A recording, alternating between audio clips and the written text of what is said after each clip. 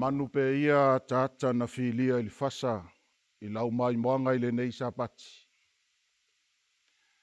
E ao le i tawai ma to'o ma sulua le to'o ma tula i se whaatalofa. Te whaitawina fionga pa ia le atua i le nei tai ao. E pae ai lo finangalo e tatali lona feta lai mai e ala i le whiau o le lesona. O te whai atu i le itu i mātū. Tu'u mai ia. Ma le itu i tonga. Aua le tauwhia. Au mai ia wa talii ai mea mamao. Mao ua whawhine ai tūlu ingo le lalolangi. O i lato uma ua ingoa i lo ingoa. Na o whaia ia vi ia iau. Na au ngā sia ma o whaia lava i lato. I will say to the north, give them up. And to the south, do not keep them back. Bring my sons from afar, and my daughters from the ends of the earth, for they are my witnesses, saith the Lord. Olo ua wala au nei le atua, i tulu inga o le lalolangi. I nā tuu mai ia, au mai ia la uwhanau. O au na whirwhilia, o au mori mau. Na o whaia, ina ia ifo, ma tāpua i mai a tia. O le nāra i aso, na mamoe mausu i whe au ma ngā luenga. Pe ao o mai le pō na o tātou mamoe whaawawō lea mamanu. Sau mala e a tia. Pei tai le alofa o le atua e le i moe noa. Na ia alofangia ai le taita inga mana o lana ngā luenga e iai o na moe mana tunatu. Ma whaata oto ai porka lama o lana ngā luenga. E pei o le nei sapati wa tātou lau lua fesila whai ai. Sapati pa ia male mamanu. E le toe so ona whaasapi 5. Wha ale pe wha mamali iei se wha matalanga a o se tūma se anga. A wā o le sapati. Ua ta oto wha matapoto ma o tau tupu. Lona mamanuina. Ai taua na se io mātou taia si linga o nu. Leanga e whainga tā lau tapua inga o lea uautu ano fale matangi angi marie. Ai sapa maua ma inu malie. Le vai tongi ai na whe mori tai e le tamai tai. Na tū ai tau me sina ma tepa i matanga o fie. Le matanga o fie leo le atua. E le ma whaititi ai. Ono o tātou mōri tai atu lona vi inga. E ono matatau i a teia. Mautua tu ia. Ma vea foi le tapua inga i le nei tai ao. E au atu le nanamu le no Faualii PAIA o le atua. I ona PAIA ani nunui ma mamalu fausi sisili o le langi. Ae tātou te vivi i ane o tātou loto i le atua i lana taita inga. Lea ua ngā foa manuai. Le amatalia o SAUNIGA o lona SAPATI. E o folofa ma whaatalo fatu. I le taitai au ao le ngā luenga. Lausunga alai moana pasta Willy Papu. Le whaletua ia tiana. Faapea le no whaalo. O le vi inga i le mwhaititia i le atua. I le soifua tuloi. Wa maua i le malos. E mawhai ai o na whaataunu ina ngā luenga. Ua se toa malau sunga le taitaina o ngā luenga. Tau malau finangalo. Wha malo toa. Faafetai le nei sapati. Wa o tatou auria. Ia vi ia lava le atua. Papaalii. Pasta ia feta maspa. Le ao whaamaumaunga wao ngā luenga. Whaltua ia lasi ma le nofo alo. Vi ia le atua i le soifo maua. Whaamalo fo i le piyama. I le taua veino la na ngā luenga. Ma tiute wa vala au inai. E o wholofo fo i ma whaatalo whātu. O i tualangi pasta ata tanwasa. O le teu o loa o ao na ngā luenga. O le taitai fo i o le matanga luenga nei. New South Wales SISDAC Division. Whaltua ia ave man mamalu o le nofo alo. Vi ia le atua. Faafetai le ngā luenga whaauau o lo olo pitoa. I le fina ngalo le atua i le vala wina o tatou vala winai. E o wholofo fo i whaatalo whātu. I le mamalu o le sauwhainga taitai mta ngā luenga e fio le ngā luenga o au le lalolangi. Loutou no piai ma loutou whaamutia angi ona o le tala le leia le atua. Vi ia le atua o tatou laulof sira whai le nei SAPATI. E fio fo i se whaatalofo i le PAIA ma le mamalu. O le ainga sa le vile au whainga luenga totofi le atua. O lo tau whale fsita. Whawhale le malu le ngā luenga le atua. I so se tafa. Vi ia le atua le nei SAPATI. O mawhai o nao tātou wosi taulanga whaatasi. Moria le vi inga ma le wha manu i le atua. Whaatalo whaatu i lau sungare. Faafeagaiga manu malo pasta va lele teo. Ma le mamalu o le aufaiga luenga manu malo. Vi ia le atua. Ua mawhai o na o tātou aulia. Le nei SAPATI. I lona ngalelei.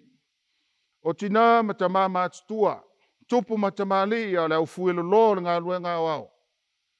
Whaafetai lo tau tiu te whai. Whaafetai le toele i talusanga o le whautuanga ia samo i ngā luenga i se tō wha.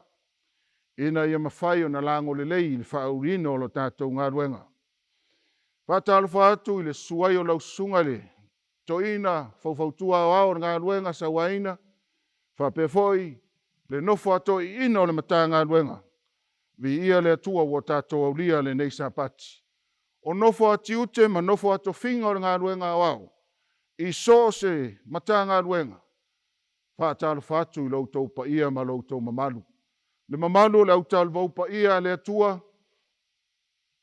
Se i o lava le tinifu lalo vau o le tātou ngā luenga o au. Whaafitai le atua o tātou laulua fisir whai le nei tae ao lona SAPATI. Po iai fo i se tasi o ia maua nei whaasalalaunga i lunga upenga te whailangi. Ma watu iai le finangalo le atua. E o whalofa whaatalo whatu. I loutou PAIA ma loutou mamalu. O le nei tae ao e fi o whalofa foi. Ma Faafeiloaiga i loutou PAIA ma loutou mamalu. Le watusi au iai le atua e ala mai ailo na finangalo. E ala i le sona le nei tae ao. Ma Malouamaua. Orlando Smith, o ia, o le sui taitai o le matanga luenga New South Wales, SISDAC Division. Ma ua finangalo le atua na te aamina le ua na momo iai le tui atua. E ia maua se matu pala pala o lau whaafongaanga. Tauia le tāpenanga mamana lana au auna ina i au manu le ausanga. Ma ia whaoso le i o le whau. I la o tau whaafonga anga le nei tae o tōna SAPATI. Ia manu teleina, lau tapua inga, a o ala Faiva lana au auna, e ala i le Lesona. O le vi inga, mua o le SAUNIGA le nei tae au, o le au swina, e le au Pese. Whaafitai.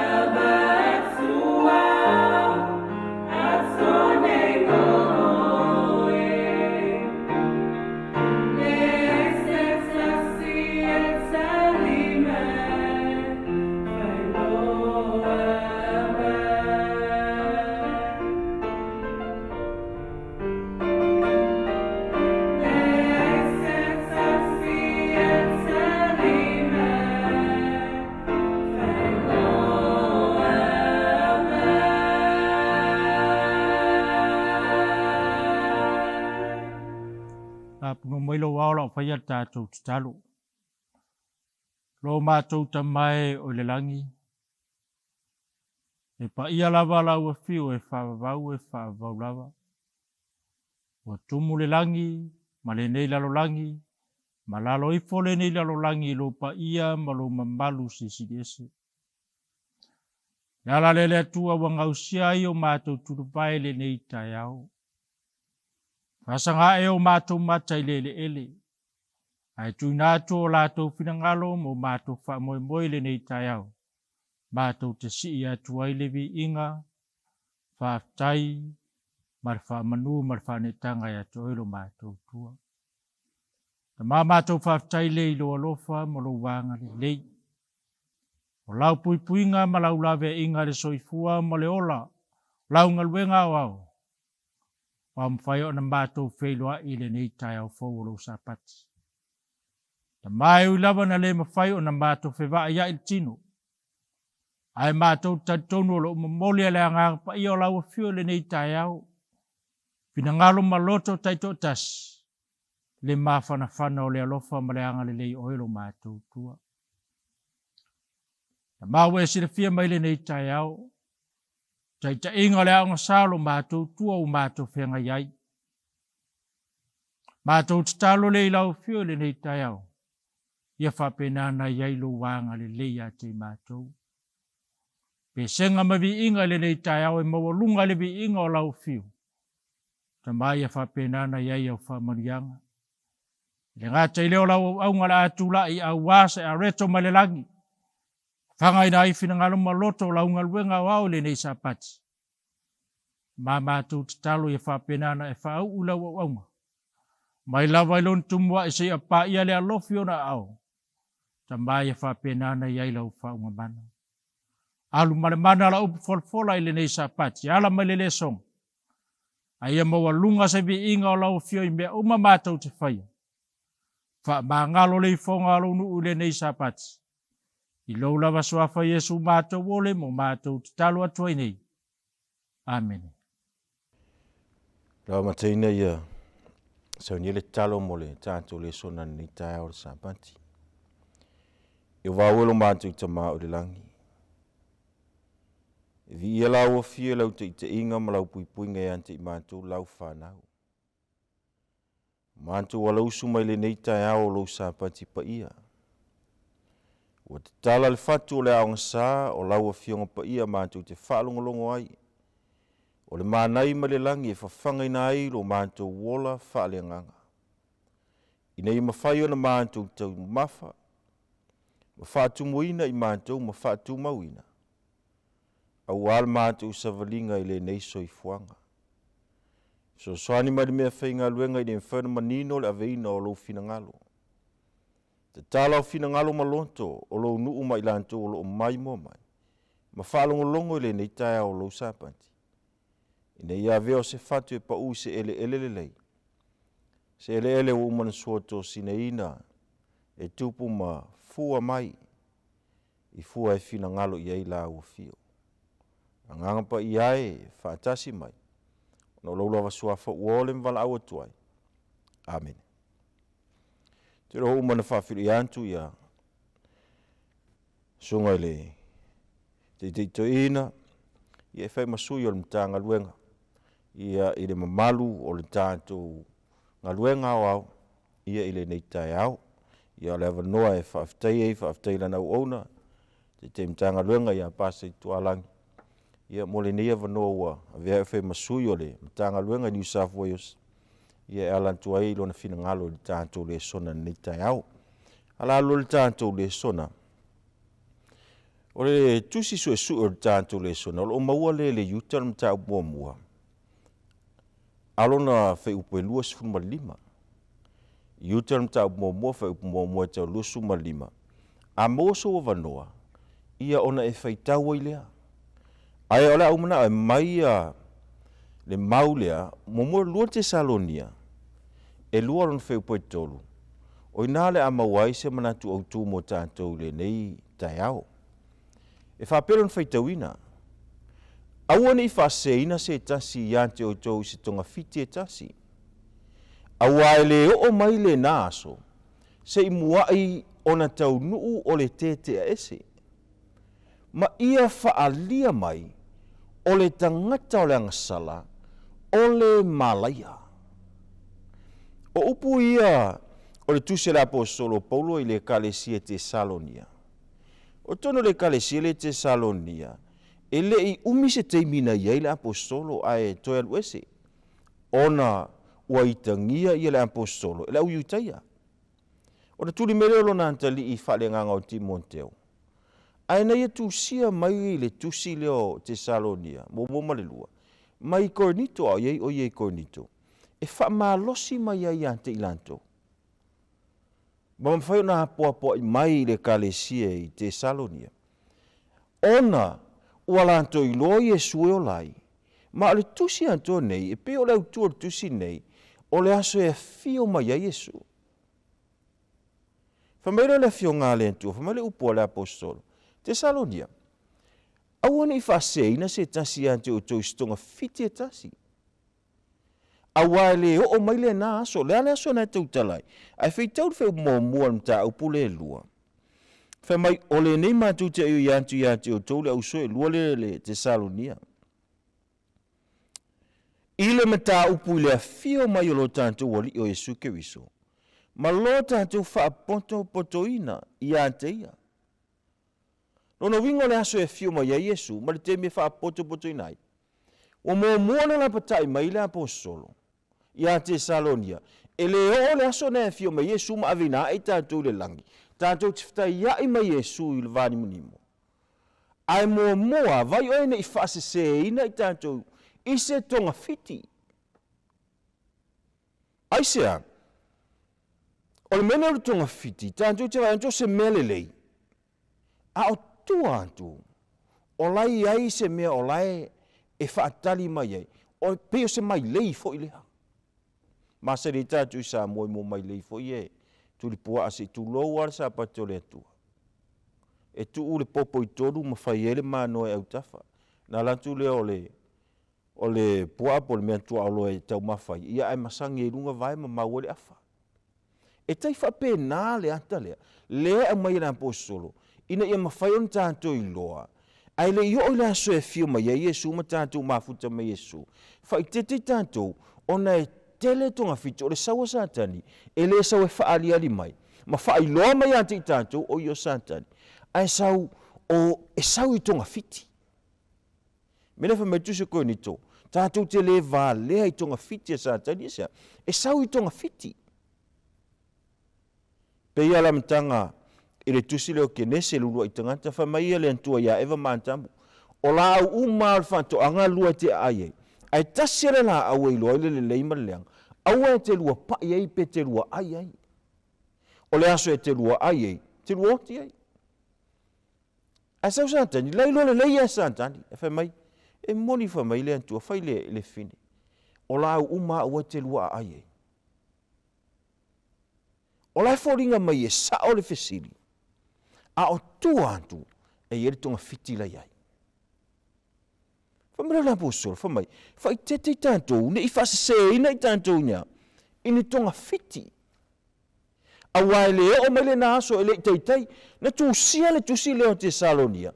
I le vai tau ma le suenga whatangata la tu sia tusi paia. I le 5 sutasi ma le 5 sumaluan tu sia ai. Ti a. Lona winga a fua atu le temine i tātou soi fua molai. Lea ua luafe lu sutasi tausanga. Fori mato i titi a luafe tausanga. Mai le temi lea na tu sia ai le tusi lea Tesalonia. Se yo mal vai temine i tātou te iai. Afe mon tupu tausanga. Ai le kale sile Tesalonia, na yele mena tupu e wā tangata, ua le o ngā lulue, ai ua e whaatalitali laso e fio mai a Yesu. Vai, lua fe tausanga, tui titi lua fe tausanga mai temini tātou te iei, o le ali a fio mai Yesu, e whamana apostolo, whai tete tonga fiti, ai le ngate lea whai mai, ia muai, ese ia muai, tau nuu o le tete a ese. Ma ia whaalia mai le tangata langa sala. O le malaia. Lona winga, tau nuu mo mea ia. Whatua o le aso e fio mai a Yesu. Tangata le malaia. Whaalia le tangata le malaia. Kuti whaftaia ui le atua i le poto ma le ata maile na mai ate i tātou. Whaongaina i le atua tama vale vale. Tusiro konite whaongai le atua o tama vale vale. Temine o le fi nau le upo ponto e fai i ante manto i nei Australia. Loi me le pone alu solo te fai tau wafe tangata. Tangata maurulunga te eve ese lanto premier. E o i Amerika o le atunu uma laulangi o matua finau I fo mai. Ma fai ei e se au ua lockdown ai, e se au ua whaasai lea mea, whaile mask. Tui tele nei fo mai. Ai tātou te whawhetai le antua. Le whamai tuso pēteu, na a mai le antua whamai. O le valo anga e sililo na mausali. E le leo tātou nau ai. Se ioina, ta whamai ata. So le vai e tangata ata mamai, tele Failonga la iei. O le sue, po aile mafua anga na leina whaasa ma o mai tui nei. Ala vai ele keusiano, ma le tangata o le antua, wai loro pumoni o le antua. E alua tua tasi ele vai. Tu antu. Olo tu mai eile manu ai. Le ata romo pope. Le whanga solo nil fono. Whaongale climate change. E tau mawhai tasi ele mela e mai. O le nauno ta inga o le pope. Ina ia tasi le asta po. To e fo iuma lalangi whamai. To e fo iuma lalangi. Ina ia iaise aso e tasi. E malo loai. Ina ia la mawhai e tangata. Ona lātua. Whaalo alo I nā tura o le lalolangi. A le ala solea. E ta UFMA o le Sunday, Green Sunday. E le iloa e tangata maurulunga ma tangata ata mai. Fia Failonga. Ai wa whaalia e le atua I tama vale vale. Whamaila ia. E le mua I si itia ma Failoaiga ma Iesu, le aso e fia ma Iesu. Ai mua na whaalia le tangata o le angsala. O le iloa e le laulangi. Au tātou le matua maninoa. Manino lava le whiau na walau I nei tātou e le atua. Lae matua le nefu laulangi. Po aile tangata le mafuanga. Ale sa o tonga fiti a mata malitui. A o tuhantu le fata vili umai el pope. Mea uma malo o fantasi, unai malo o fantasi. O le lalolangi, unai le climate change. Se yo o eno o maila, whaambalo singa o le sa. Ele whaalia la. Mai loa le lalolangi. Ai, o le mea te mana e whaamamawhai le nei tae o le tātou le sona. O le vaenga lea mua, whamai se ia muai ona, tau nuu o le te a ese. Si u tātou vai, u tātou iloa le upo le valoanga, la unga ina I le misiona, o le pope o le manufeai, le whamai ei, whaadia le tangata o le malai, e whaitel whaipoe whamai, o le te e atu, ma whaamaualunga ina e ia ianta I e sili mea uma. Ma e sili mea uma lava, ua taua tuaina. Ma mea uma ua ifo I tangata. O leo te o ia le malu o le atua, pese I o le atua o ia. O lo whaari mai o ia o le atua lava o ia. Tātou whaalonga le valo, anga matua avi vilo I tātou. E lea ia se tangata e whaasino iai. Ia le vaenga lea. O le tangata o le anga salama le tangata o le mala. Ia whamea ta ua tua e ia iante ia. O le Roma pope. Al fesili la e tūlai mai. Al vaenga la le mō te mana e whamamafa. Whamai se ia muai tau nuu o le tete. E se la le vaenga lea. Ale mea lai tau talai. O le vaenga le tete e se. E sau ma le upu tipacha. O fete mauai, alu ne mlai valele wale tapulia ia valele. E te lantu le valele, e lua sai ne te vai ai, pe ale whaatali ses. Either o le arrival o departure. Lono winga o le tangata e, o lau tau nu mai, o le tangata o le la, tu uwaa ese, e te ale whae ese si. Au ni lo whamatalai, o le winga o le departure le whamatalai, whamai o le tangata, ualu ese mai le upumoni a le atua. Ualu ese mai le o onga le fionga pa ia le atua. Ua mamao lana mafutanga, ua matua mamao a malona ali I faola. Si o tanto a vivilum tanto iloa, o le tangata o le mala ia ua mapope. O lele I faadia mai mai le iloa umai laulang. Ai matua a vivilua ia alfa na o le atua. Ale mele tupu, tātou te leilo, e ale sangata, o le ae lotu ti pacha i tono o ngalue ngale tu. A le fe mertu se eskelu, e nofo mai o lo unu. A o mai e pe o lo unu. A no nofo pe pese pe o lo unu. A o lantu la ngutu mo lantu lo toa ba maua. Na vai fona ia, le lua mafutanga vavala lata male atua. Pe fa pe i. Po lata le lua mafutanga. Wa te ofo le mene, e te vaai e le mene, tele ma tele au ke usiano. Ma tele ilanto wa leva na lotu mai tono lo pumoni. E le iso mafofo te manatu, o le alu ese. Aise, o le tangata nsoi fua maola mai. Ola mai tono lo pumoni le atua. E te il fa mavai. Ma fu isia. Fe mai matala. Tonga fiti. Le ngate lesi o lesi ngata lai lotua. Leva na lotu. Alai ma mau maleli. La mele mantu o tu po le mau o tu. Le tusi le o yuta. Le lantantu o fema tusi e su el neitao. Yuta mta mo mo fe po tolo fe te wine faapea. Fema yuta. Le au pele. O lo matua fa malo se tusi antu ya ante o tou. Ile fa ola tanga ua tu tele. Mantu e tasi al tusi yuta fa linga loa uma tusi paia. Ele yuta se kawa. Ale yuta le e tusi singa fa me te tonunga. Ole uso Yesu. A fa mai yuta. Le au pele. O te matua fa malosi e tusi atu ya te o tou. Ile fa ola tanga ua tu tele. Si wai loa mai lalangi. Loa mai kalesia. Le fa ola tanga ua na o Yesu e fa ola inai. O Yesu na maliu mo tantou. E leise se leiloa. E loa uma e kalesia o lalangi. Fa mai la impostolo. Wa utusi atu mfa malosi atu. Ai to so afa mai. E ta tawo I lava.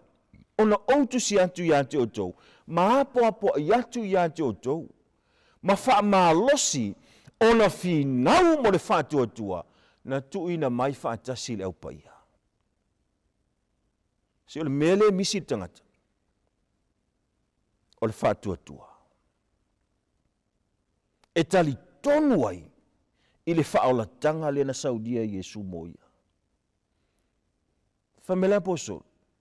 Fo pe fa mai utel ni tae. Fa mai. O le mele au te fa malo se finau ai. E tusi antu. Ia o tau matua finau al fatu atua. E fatu atua le na tu tele mai. Faatasi ma le au paia. E upolo o liwa ili upolo o finau. Ele nganta o content finau. Defend. Pui. Continue fight. Faawau na tau. Lona winga le mana onga. Ia e matua finau. Ma pui le fatu atua le wa iloa. E te matua wha malose le aoma le po, e matua finau ai, ia leo, vai lo whantua tua leo. Lo tali tonu le tua. Ia awane ise mea, pe awane ise tonga fitia te apolo, e ave sea mai ai, le tali tonu na wai ante oi. Pamela o Filipium tau bombo fai pelu sufitu.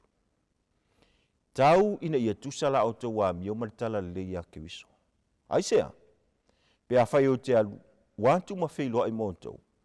Pe o te nofo ese, ia o I loa pe sina tala ia ante o tau, o tau tu mau I le loto ngā tasi, ma le manatu e tasi, o lo finau fantasi, mo le whaatua tua o le tala le lei. Le tala le lei e Yesu o lai e le whaatua tua. E tau te finau fantasi ai. Mena whamele Rome tau bo mofe be suma leona o te le mali tala le lei. Ia ke wiso, aisea, o le mana lava le e whaalai na il tangata, whaatua tua. Le tala le leia Yesu, e mawhaina whaalai na I tātou. Wana o Yesu e whaalai nai. Ai o lo tātou tali tonu, e te muli e le tala le leina, ma le mawhaina whaasei na I tātou, e te matua whinau ai. ina mfai ona tātou maua le whaatoa le na au mai mo le au paia. Te loa whetau ni le peum tau pesutas. E peum tau pesutas, o lisi mai ai, i tangata, sa ola le meni o le whaatoa. Abramo, o Noa, na lato maua le ami o tonu, ona o le whaatoa, o le tali tonu. Ai le ngate lea, e ese al whaatoa le manao, ia le atua e tau mai ati tātou le neitaia. E le na al whaatoa tau le upu ma le ngutu. Le fe metu se yanko po faali mai lo whaatoa, e ala inga luenga. E te savali ai, e iloa ilo whaatoa. E le na o le tali tonu, a iloa ia me fai. Ana e oa le upa ia, na matua sawaina, la fai tawina ia le e peo lea. E peo mta upo e sutas, fai upo e tau sutas, fapia. O e na whaato i laloina malo il whaatoa. Na fai e ami o tonu, na mawai mea na Failaina, na pupuni ai ngutu o leona, na tinei ai le malosi o le afi, na sao ai le mata o le pelu, na wha malosi ai la tau sa vai, na avea ai mafita i taua, na tutuli ai au onu ese. Si elena le whaatoa, elena le tonu i le tua. Ai na whaatino. A o lesi mea e se ma le matautia. Ai whaitau i le whaipule e tosu malfitu, whapea. Na whetongia i lantou i maa, wita whewhe. E se al whaatoa le upa iani. Na vavae e se ina i ili. Na tofo na oti i lantou na fasia i le pelu. Na whea ai solo ma ofu pa o ma moe ma pa o onti. O mativa i lantou ma pupo ngā tiam whaasau no aina. Si il whaatoa lea. Lena mai e laupa ia whai mai. E te whinau ai le o tu whaatas o tu tele mai. Wa mai ante i tātou. E le ngata tātou te ilo le walo anga le entua. Ma tātou ilo Jesu e whaalai nai. Al whaatoa tātou te olai. Ai, e o ai leonti. Na saua ina i le aupa ia. Fasio ti ai. E leo te mamau se te mea tātou toi ui e le ala lea. Le lefe mai i e yuta ni te au whinau. Whamalo se te whinau ai. Pui. Whaauau le taua. Whamai leo le whaipo e lusuru. E luasu ma le iwa ma le fansfuru. E pewa le sutas. Whamai o ilantou umo e na tau le leia. Ona le whantua tua. Na le maua ilantou le mea na Failaina. Whamai leo le whaipo e fansfuru. Ina ua saunia e le tua se tasi mea. E silio na le lei mo ilantou. Mo i tātou. Ina ia le whaatoa ina i lantou, lau PAIA. Pe ale ia i tātou. Amen. Si ele ma whaina whaatoa ina i lantou, se i longa wa e iai. Ma o iai. Mena wha mai whaamalosi. Whaamalosi il whaatoa na. Whinau pui lo whaatoa. Au ne ave se tasi. Au ne isi tonga fitia. Fase sei nai o e mau. O mele luka mtau posu tolu whai po lusu malfa. I o tau finau. Ina i au luantu il whai toa vāpiapi. Ai sea. Au wā o te whai atu i ante o tau oie o na upuia. Sau noanga i a Jesu. Whama Jesu au wā o te whai atu i ante o tau. E toa tele ina atu e sa ili. Ina i au luantu. Ai lema whai lava.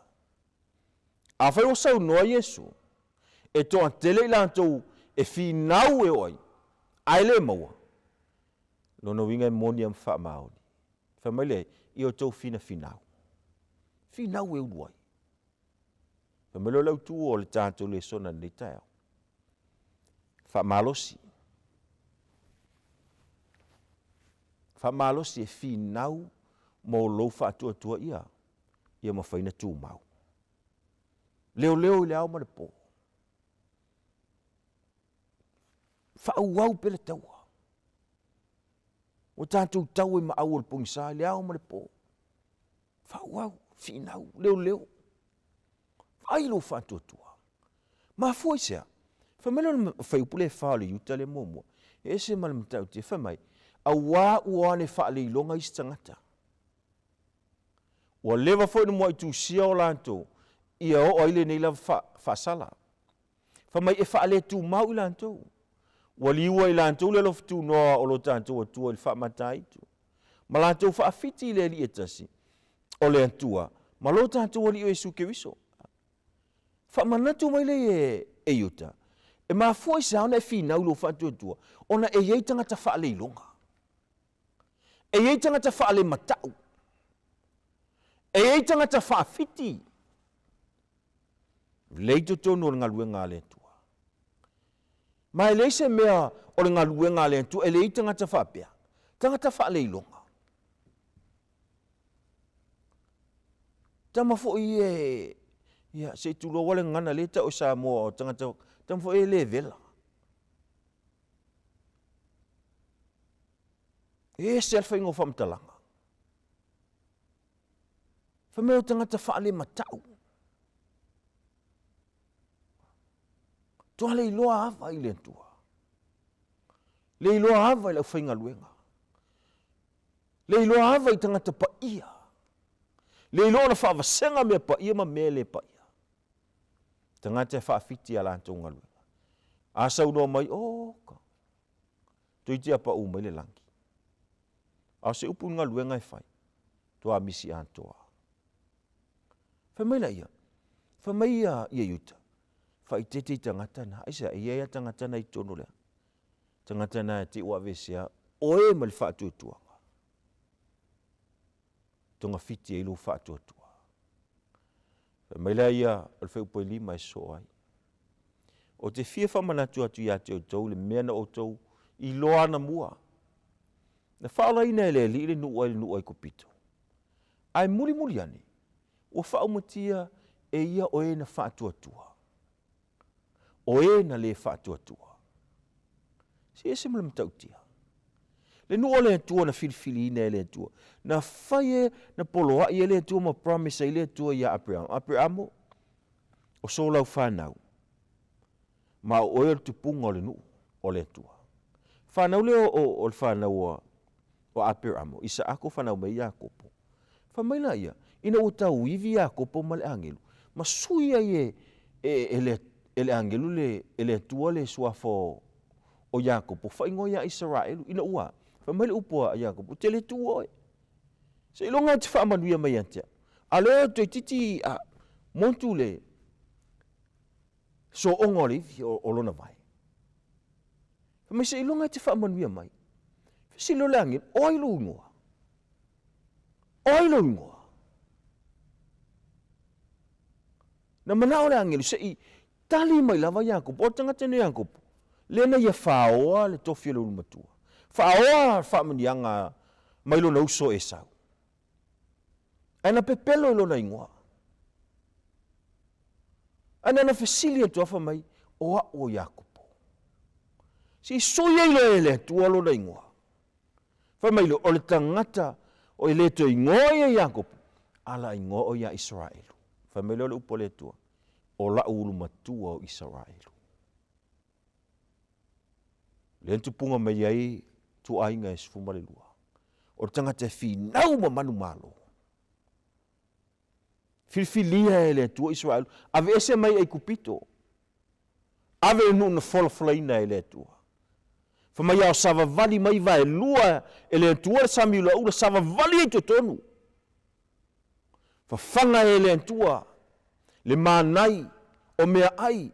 O le vai e puna mai tono le papa. Va ai o lantau mata. E whamei no walate le nu o le folfolanga. Na to e suia I le whaalongo. O le tala na au mai. E le iwa ai le whanau anaki. Na wa ai whailonga na whai e le atua. Le matau tia o le atua. E le iwa ai le whanau anaki. Pe whapei. Aina na whaalongo ia whameo le whanau anaki. Oka ni tangata. E le iwa ai ai. Suia antua. Isea. Le ai se whaatuatua. E tau mai ati tātou, whapena umale atau i tātou. Te la patai me whamaia i a yuta. O te whaamalosi i a tosi atu. I o tau whinau i lo tau whātuatua. Whaamalosi o nei whinau i lo whātuatua i whātu mauina. Leo whātuatua. Aisea, o le ale whiriwhiri no i tātou, whamai o le tū la sutasi. Ai a le aiso whātuatua te tū mau ai. Mai whinau i a tū mauro whātuatua na. Pea tātou Israel. Neu tātou i tono le whāsfu tausanga o uma. Tātou e le tono ma le afa tausanga ma le sono le fitu tausanga. Ne tātou te savali ai. E vai o e ne ia. Ne pe tātou Israel. Te whamanatu mea yuta. Whamailaia. Vanga mō mua le whiau mō tātou le nei tāu le tātou le sona. Whamalosin whinau moro whātuatua. Whamailaia yuta mō mō whai poi luas furu. Yuta mō mō whai poi luas furu au Tauaina.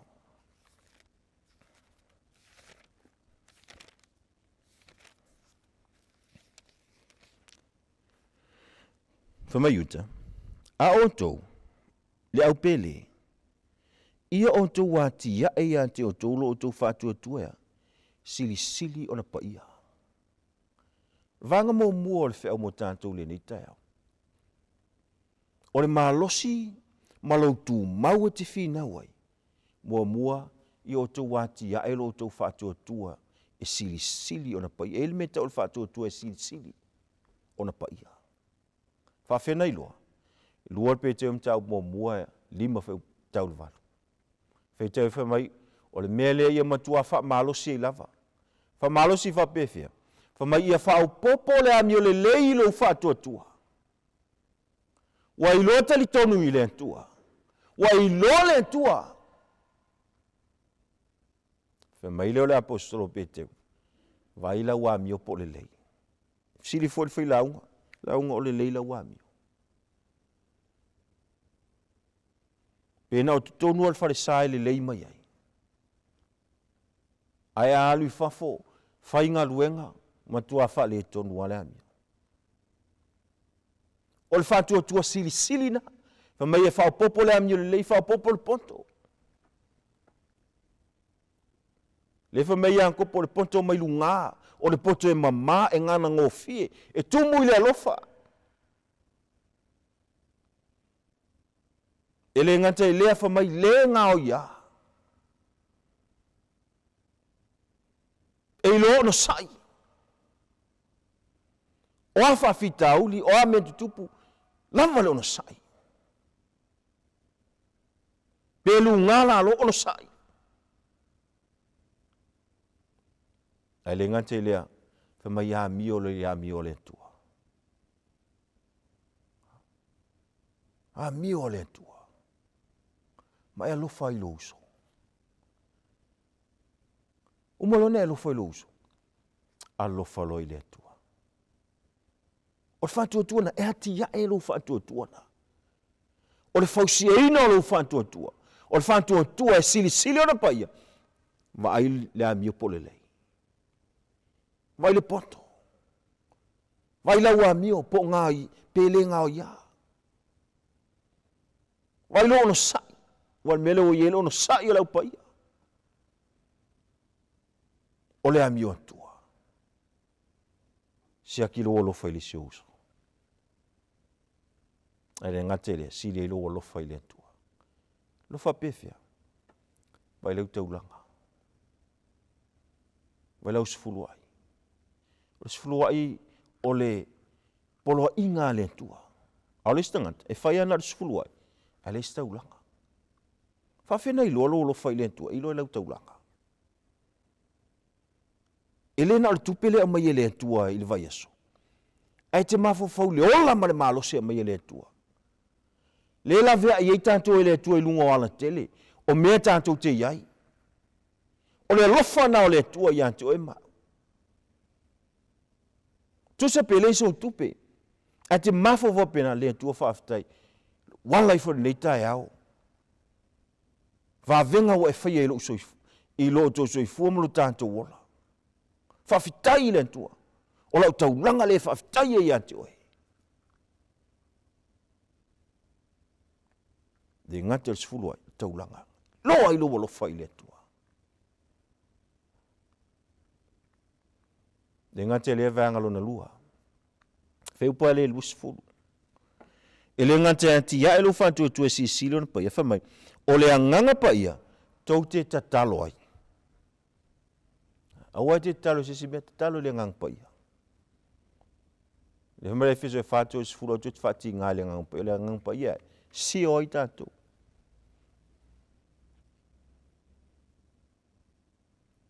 Ina wafiu Yesu le langi polo a Yesu lo na uso. Nga luenga mta mo mo fe sumalfa. O Yerusalema, ea, e tatalo ai.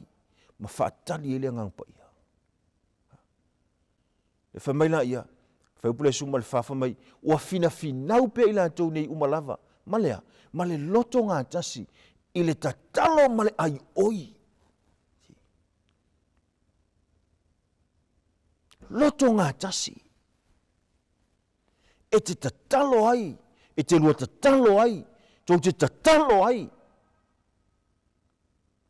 Ai oi e ile tua le tua. Whatu maui nā lua ngangpa i e tonu iatea. Ta ia ia, ma whaasino ia, ile mea fina ngalo ai o he Yesu. Mero ngalo ngam tau po e lua e tau wha. Whamai ua whaatu tumu ina fo ila tau uma, ile ngang pa ia. Si ala mausa li, o lo finau, wha malo se finau, ina ia mawhai na tu maul whaatu tuana, to angai te talo ile ngang pa ia. Tu maul ile ngang pa ia. Tak tātou ile ngang pa ia. Whao ngā i tātou e le ngang paia. Malwhanga muri. Kaupule lusu tasi le yuta. Mai ia o tau whatu mau ia te o tau lea. I le alofa o le atua. Vanga muri. O lau wha malo se te whinau mo le whatu o tue e tu mau. Ia whatu mauina o tau le alofa o le atua. Whawhen whatu mauina. Iohanem tau po suri ma whau po Sefulu. Feitau fatas. Nau feitau ina. Feitau ina feu po e eiva. E se man tau wale mau. Ioane mtau po sulima.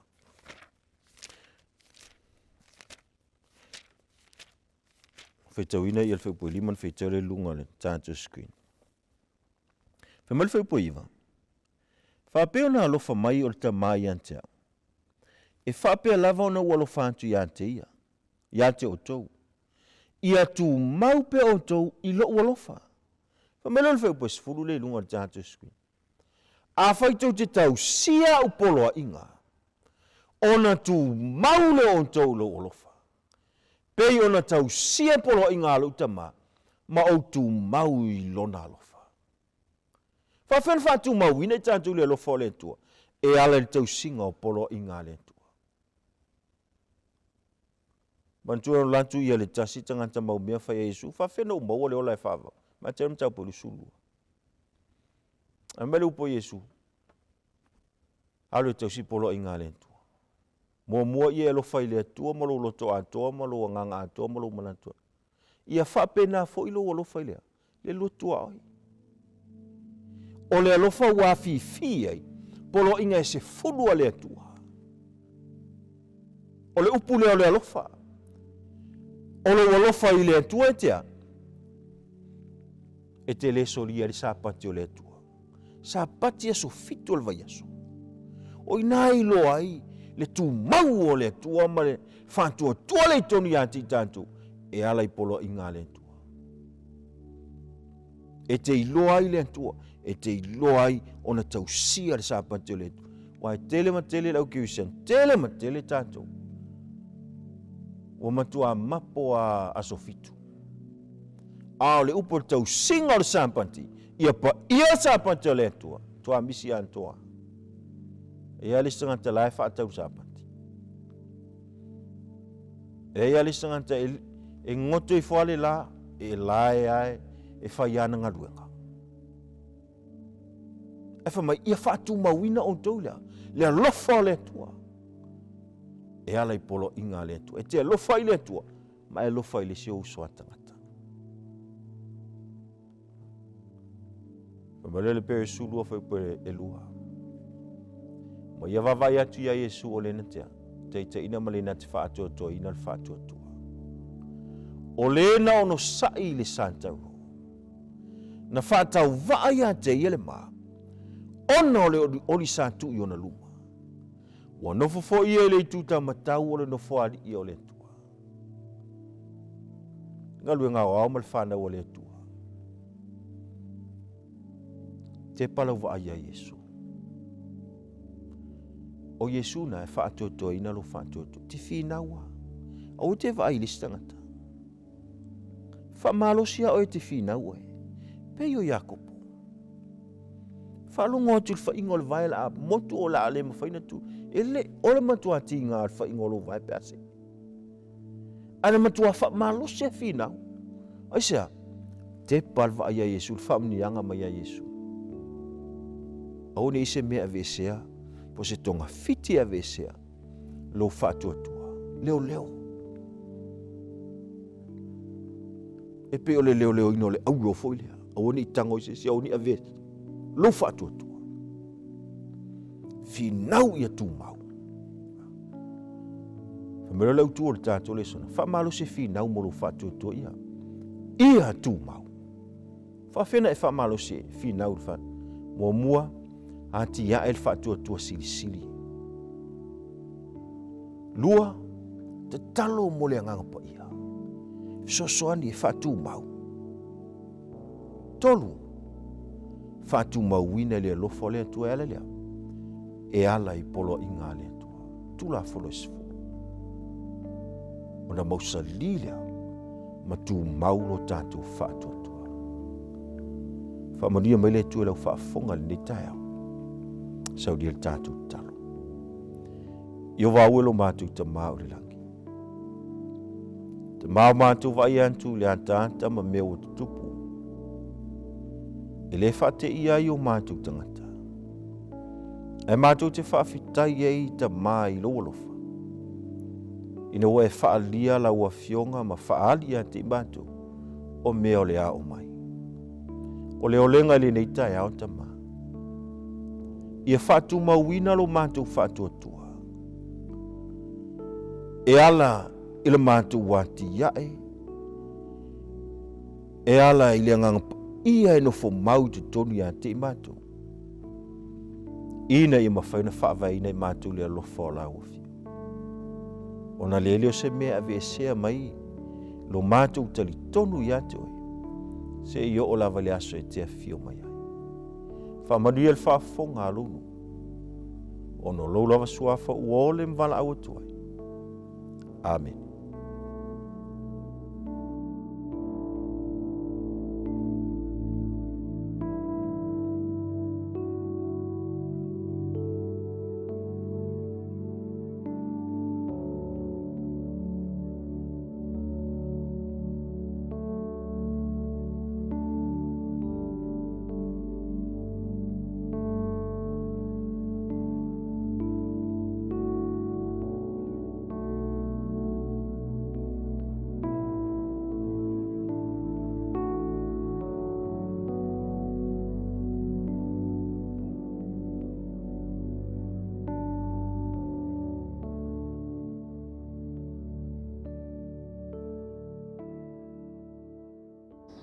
O te manatu i le nei tae au PAIA, tae au mamalu, o le aso ua sā i a Jehova. SAUNIGA ilo finangalo mo tātou whaamimoe. Ao tātou tapua i atu i le suafo tamā, le alo, ma le anganga PAIA. Amen. O mai ia, Io tātou alalanga fia i a Jehova. Io tātou alalanga i le pakpa o lo tātou wolatanga. Io tātou o atu i ona luma ma le viinga. Io tātou alalanga i a te ia Pese. Awa o Jehova, o le atua sililea, o le tupu tele lava o ia, e sili ia tua umalapa. o maia i o tātou wifo ma i o tātou punonou. Ia tātou tō tuli lumo iova o le na whaia i tātou. O sa afia finga ia ale fatu pese lauilo o sa e Peru. O apopo inga e Faafeiloaiga le atua malonanga le. Manatu lea i le nei tai au. E whapena le whanaunau ta ingo le nei SAPATI. E tātou te Faafeiloaiga le alofa ma e langi o lo tātou watua. E ala ilana whaafolau mātango fia i le soifua ma lo tātou wola. Ua mawhai ai o na tai ma yaso e ono le neiva yaso se ia tini mai le nei SAPATI. Ua tātou whenua i fia ai pua o manu. Ai le o tua o le ai. Ia tu mawatu pe ia te ia lona viinga. Se ia o i le whaavavau lava. O na vele o lo leo i le nei tula tai au. E whai mafafonga tau moli o le nei matanga aluenga. Ilana au na te itai matanga aluenga ui tualangi pasta ata tanuwasa. Male whaletua. Tai nane, pa i o le au whainga aluenga tutofia le atua ma wao. O latou whaletua ma le nei matanga aluenga. Ma tau te alofa atu ma whata alofa atu le lasi o le ngā aluenga. A sofitu, Samoa, tu toatasi le laulangi atoa. E lau walunga le whata alofa ma le Faafeiloaiga le nei tai au. Ilana au na tai au au. Pasta alai moana wili papu ma le whaletua i atiana. Ua whaamalo nga lue. Ua whaamalo le whai o le Faiva. Whaamalo le whaatotoi le ngā luenga le atua e talitonu. O lo iai le ang le lei ma le au folaua le atua i soifua. A vea leo le nei tai au e whaatalofa atuai le apa ma le whaaloalo. Whaatalofa atu i le autustusi o le kalesia. Lana au na papali i pasta ia feta ma se pau ma le whaletua. Le sunga le teupoloa ui tualangi pasta ata tanuasa ma le whaletua ia ave. A le ngata i lea, e fia le nganga, e whaatalofa atu i tai o matanga luenga e fia, pa i o le au whainga luenga, sunga ia wao, se i o i TMI, mai lava i Amerika se ia PAIA Samoa, e fia le nganga e whaatalofa atu i nei tai au. Whaatalofa atu fo'i, i Toeaiina Faafeitua o le ngā luenga tamai a SAUNIGA. E ngā teilea, o le sunga i le Faafeagaiga malolo, manu malo ia pasta o lata i vau vale le teo. Faapea whaletua o le au whai ngā luenga o lango mau mai tia sa. Whaatalo whatu tai Toeaiina o matanga luenga e fia, manofo a Toeaiina. Whaatalofa atu fo'i, tai o tiakono o matanga luenga e fia, ma le vasenga o tiakono iona vaenga e lua. Ai le whangaloina, tama, matina, matutua, o au sina, tau to'o o ngā luenga. Whaamalo le whaititano. O a o tau tausanga, mala o tau tatalo i le aso. O lo maua i le au whai ngā luenga mo mātou tangata le malosi. O wātiu te mawhaiva o le ngā luenga le atua. Whātalo whātu fo i tama mateine o le kālesia o alo ma whanau. E lau walunga fo i ma Faapitoa le whaatalo fo le nei SAPATI. I wō uso mai e māsani. Whapea le mamalu o Samoa, lo maua le avanoa, e mai moa sila I lunga o le ne upenga ta whailangi. Pe au ngalu o le ea. Lo moli ai le fina ngalo mo moli o lo tātou tai. O le talo, ia avea na fionga I le aso ma le aso. Ia o se vai la au au ngai le soifua ma le wha moe moe. Se ia tini atu le aso e fio mai ai o tātou tai. O le tātou Failaunga Faapitoa o le nei SAPATI. O le sunga I le Faafeagaiga, Faualii, Pasta Tavita Faalelei. Lo ngalulue ai I le kalesia I Griffith I New South Wales. Ma le wharetua I aluatolu ma le nofo alu. Wai mai upu le afionga le atua le nei tai au. O mai ia, I o tātou wifo, ma I o tātou punano, ia tātou tuli lumo iova, o le na whaia I tātou. Whamanuia mai le atua le nei SAUNIGA, Faafetai.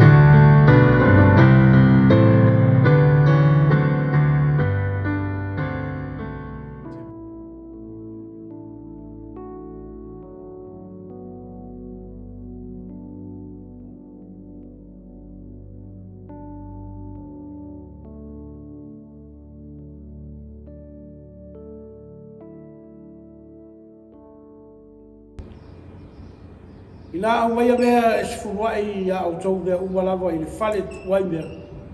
Ina ia mea ai lo whale. Ma ia au tau tofu mai a tiau le nei mea. O whetarai mai ai o vo au. Pe o te leto ina puni o le langi mo o tau. Masa atu manuia mo o tau. Ina se ia siri o na teli.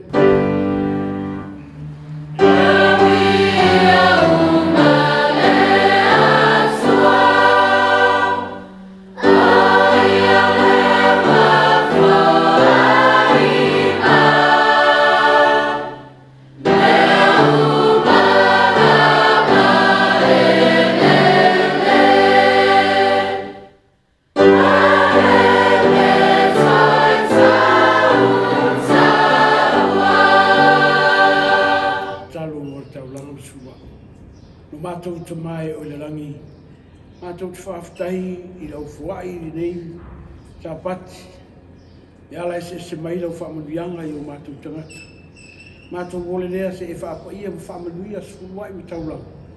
Wale manuia o lau au malau maruenga tonu o le nei I kāresia. Whaafetai le tua I lau whaafol mai.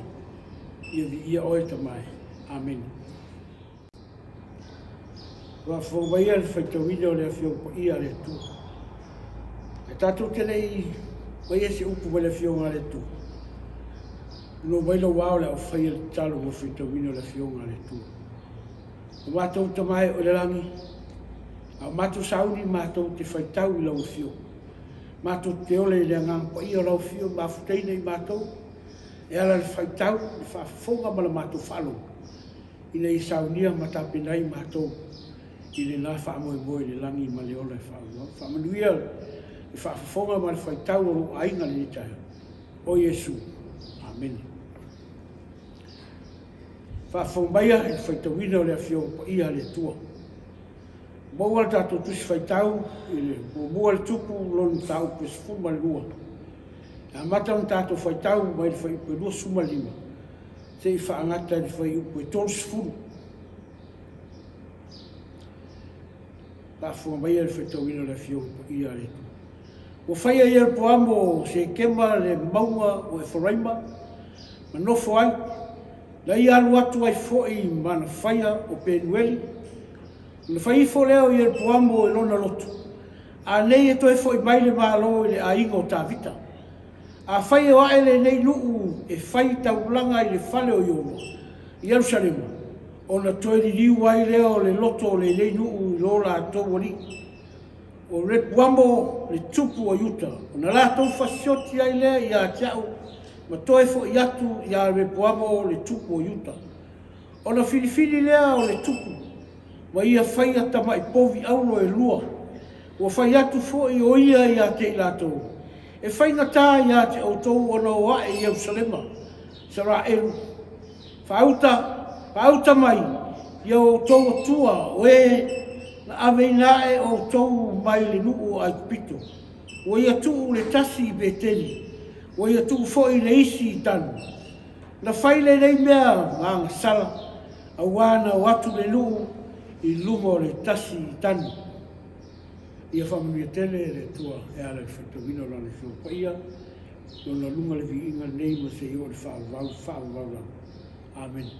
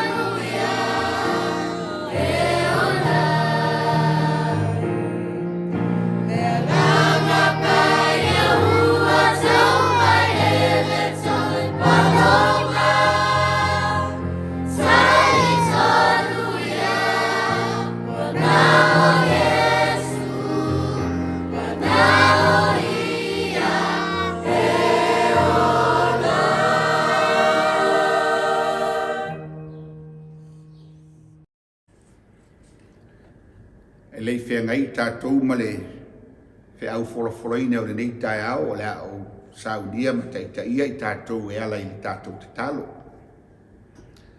Lo mātou tamae o le langi wa sauni lau au na e Faaleiauina le fe au o le nei tai au. O le atu ma tāpā le ngā luenga lo wanganga PAIA e fio mai whauina lau au na ma e whātumuina I lo lava mana sili sili ese. Ia alu male mana lau fe au. Sauni ai a nganga o sio mātou ainga e meise lo atunu I le wha moe moe I le ola e whaavavau. Ia e pai atu le nganga o lau a fio I finangalo maloto o lau e kalesia ai meise Samoa o whaafonga fonga mai. Ia e ta talaina o lātou loto. O la mātou ta talo lea lea li ie, whaamanuia mai le nei tai au. E ala atu I lou lava suafa Yesu, lo mātou walii ma lo mātou whaola. Ameni.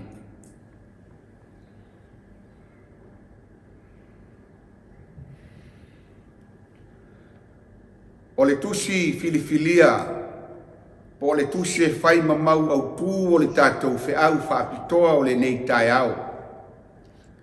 O le Efeso e mua a o lona whai upo e Sefulu ma le valu. Whai mai lona Faitauina. Ia Faapulaina mata o outou loto. Ina ia outou I loa le winga o le whamoe moe ua I lona wala au mai.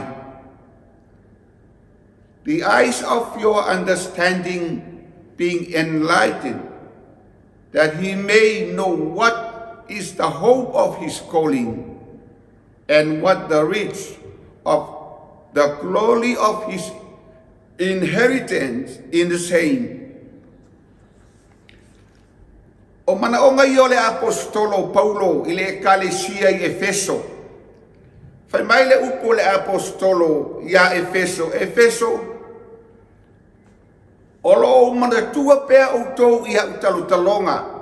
Ina ua au whalongo I lo outou whaatuatua.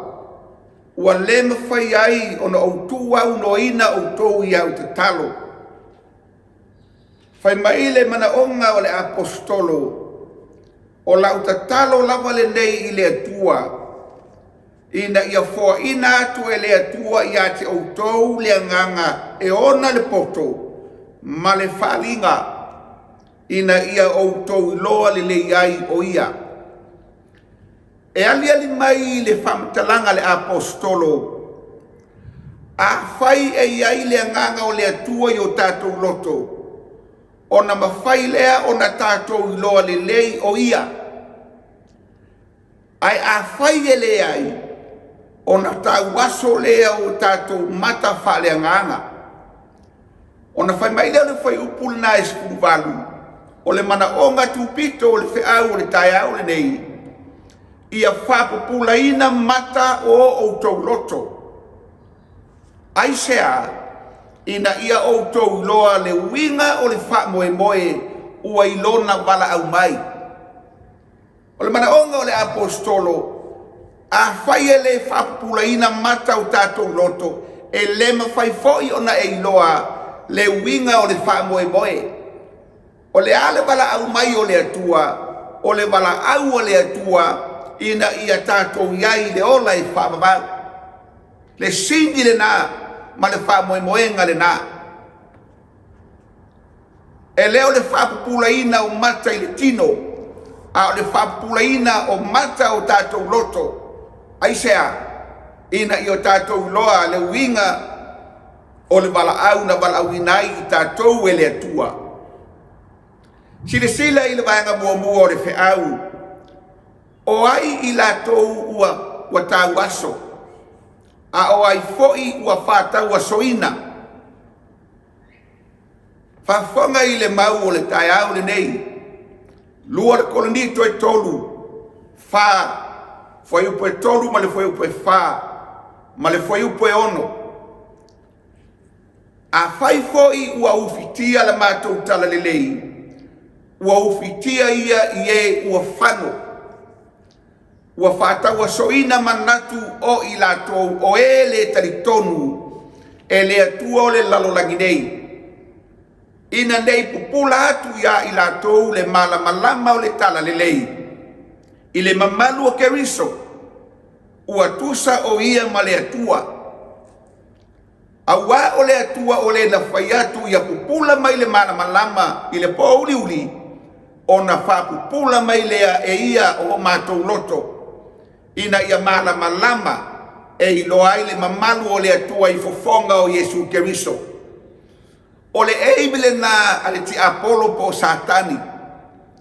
E manao e whātau aso manatu o tangata. Ai sea ia le talitonu. Manatu i lātou o le talitonu. Whātau aso e le atua o le lalolangi. O Satani o le ali o le lalolangi. Ua whātau aso ina manatu o tangata.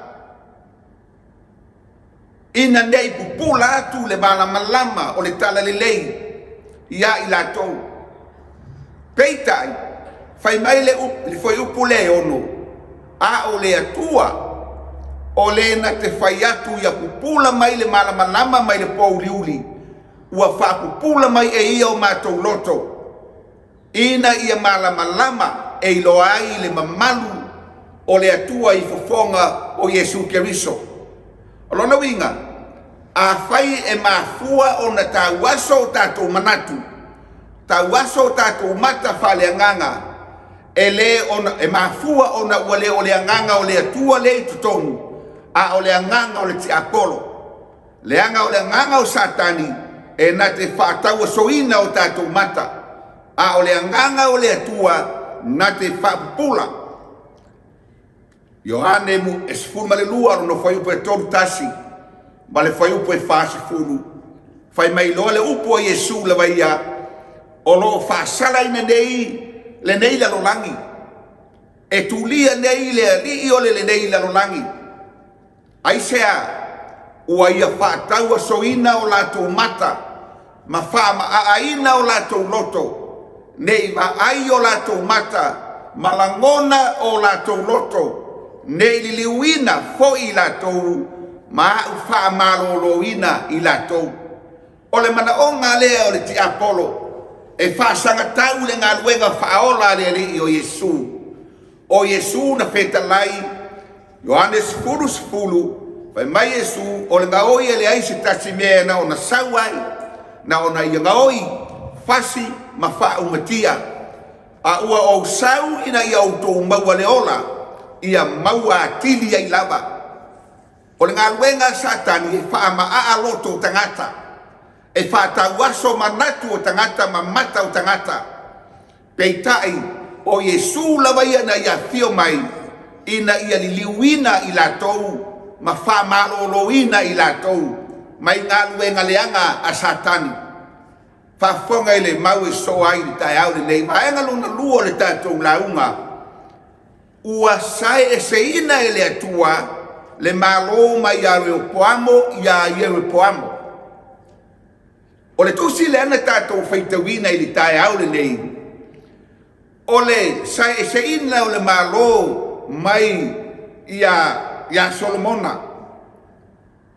Fai mai le upu le atua ia Solomona.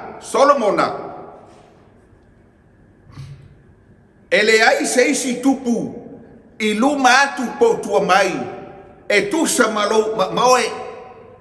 E le ai foi se poto e tusa maoe. Pe a whaiea e te usita ia tuutuunga nei. E ala i lo stai polo inga tu la fono ma whama sinonga le atua. E le ai se tupu i luma atu potua mai e tusa maoe ma lau nofo inga. Peitai, e iai le mea tupu i nofo inga a Solomona. Fai mai le upu a le atua le mua le tupu e sfutasi. Feta lai mai leo Iova ia Solomona. Ua ia te oe le nei mea.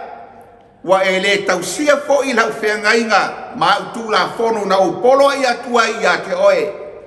O le mea lea o te matua sai se ina ai le malo i a te oe ma o fo ina atu i lau au auna. O le ale me ua ve seina ai ma Luamanuvae e le atua le malo mai a Solomona o le tali. Ua tu ua e Solomona Faafeagaiga o sia e ala i tu la fono ma poloinga le atua. Silisile le vaenga lo na tolu. O folofolanga na folofola e le atua i a Solomona. E peia foi o folofolanga na folofola i a Iorepoamo. Ai sea. E tutusa i le atua tangata uma. O Iorepoamo na tulai mai ia Iorepoamo. O ia o le toa. Sa ia taita ia vai ngā au o Solomona. O le tangata toanga. Filifilia le atua. Fai mai folofolanga le atua na fai ia Iorepoamo. Iorepoamo. A fai foi e te whaalongo i mea uma o te whai atuai i a te oe. Mua le tupu e sfutasi. A orono whai upo e toru sfuluvalu. Ma e savali i o uala. Whaia mea tonu i o luma. Tausi au tu la fono ma poloinga. E pei ona o whaia e lau au na o Tavita. Ona o iai lea i a te oe. Tutusa a fai e te usitai, Solomona, e le mawhai e manuia lo no foinga. A e le usitai, ona iai lea o whaale tonu. Whapena ina watulai mai a Iorepoamo. Watulai mai Iorepoamo, fola e le atua, ma le polomisi e le atua, a e usitai. Tausi tu la fono ma poloinga, e manuia lo malo, e manuia lo no foinga, e pei ona o whaia i a Tavita ma fo inatu Israelu i a te oe. Sirisila la tātou, paenga lo na wha. O le mea tupu, ia o le tūua le ma le masani ai i tātou. O le taimi e wha lea mana i ai o e tangata, maua lalo lo tūlanga. O le taimi sili na ona e wha maundi ai. Ma e muri tai ai whatununga ma folofolanga. Ai aolo ina wasitia ma mawalunga lo tulanga. Ona a mata lolea, ona e furitua i le atua. Ai fai le me te loto iai. Fai mai le vaenga e wha. Ua le usta ia e Iorepoamo whatununga ma tutuunga le atua. Ua fai lo na lava loto. Sirisila la tātou. Le ale mea ua whaia e Iorepoamo. Mua le tupu e sefululua, lua sefuluvalu, tolu sefulu. Ona filifili lea o Iorepoamo. Le tupu, ua na whaia ta maipovi. E lua, auro e lua. Ai se a ua whaia e Iorepoamo le nei mea. Ua manatu Iorepoamo. A whai e o pea le nuu e tāpua i Jerusalema. E i una alu. Te ua tuai fuli le loto le nuu i a Rehoboamo le atali o Solomona. O na manapanga le o ia. O na manatu lea o Rehoboamo. Fausia ta mai povi auro e lua. Fai mai ua fai le isi ua fatu le isi peteli. A o le isi i tanu. Aisea. Ia o le nu e ifo ma tāpua i aua nei toi o Jerusalema. Nei te ua toi foi le malo ia Rehoboamo. Awala wha porokiki wala tu o whaia e Rehoboamo. Whai maloro wha matalanga le tu PAIA. O na filifili leo le tupu ma whaia ta mai povi auro e lua. Whai atu foi o ia i latou e whainga tā ia te outou o na oa e Jerusalema. Israelue. Whauta mai ia te o io o tau atua o e na aveina e o tau nei le nuo ai kupito. Whawhanga o tau tele mawhau, tele mi ngao. Whai mai o povi auro i e lua, na o whatuina o tau atua ia, na amaia o tau mai ai kupito. Ua ngalo ia Iorepoamo, le atua na au maia lo na nu mai ai kupito, a ua whasino i atua auro nei, popo vi auro e lua. E whai mai whai upo e lua sefuluiwa. Tu le tasi peteli, tu le tasi tanu. Tolu sefulu. na faia le nei mea manga sala whaafonga le mai o le mea le ua faia i Europoamo o le matuanga sala tele aisea ua taitai e Europoamo le nu o le atua e whaifo i tupua ai la foa i Jerusalem le mea sa tapua i ai manao le te tirisile le vanga so ai ua whamanatu mai nei e Europoamo le mea na faia e le nu o le atua ao iai le vau ina walu mo se lungo le mago sinai e au mai tu la fono ma papa ma e luo le tu la fono e whaalongo mai mo se i lalo le nu wa ese mea iwa whaalongo mai ai i le leo le siva wa tupu tele ai le ita mo se fai mai whamitalanga le soto le tonu lua sfuluiva lua fulu whaalatalata tu o ia le tongana uapi wa iloa e ia te mai povi ma le siva ona tupu tele ai leo le ita mose lafo ifo papa maana i ona lima wa nuti lalo o le maunga tango atu ai lea o ia i te mai povi na lato whaia wa susunu le afi wa olo ai e whai mai fuefu wa sa saa fo i le mai whainu ai le whanaunga i Saraelu aisea o le ino o mose i le tupua auro po le te mai povi auro le mea ua whaia o le anga sala i nu o le atua